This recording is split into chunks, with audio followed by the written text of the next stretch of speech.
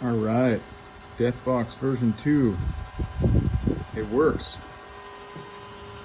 We've got main battery power coming in here, a mess of wires, a current sensor here, fuse links. I'm not going to touch anything inside.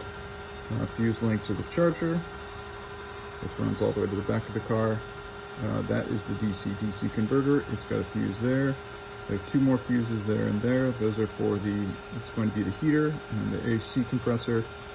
Those are the phase out, or the battery out cables that go to the motor. You can see them under there. We still haven't done the lid for this thing yet, so I'm using the old lid, which shows the BMS output. Currently drawing about an amp, and we're 75% state of charge, 20 UC, all the batteries. Yeah, so let's see if I can get you a demo of this thing spinning. So you see the wheels are now moving right now. We are in neutral, so I'm going to take it, put it in drive. Come over here to the throttle, give it some throttle, and forward throttle with regen.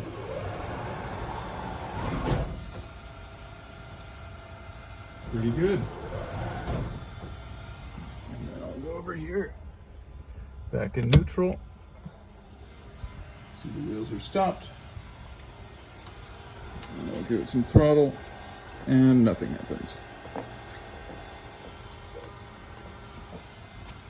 But since it's in neutral, you can still roll the wheels manually. Just to show reverse works. We're in reverse now. Give it some throttle.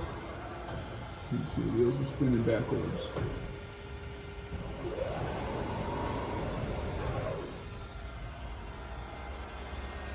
So that's it.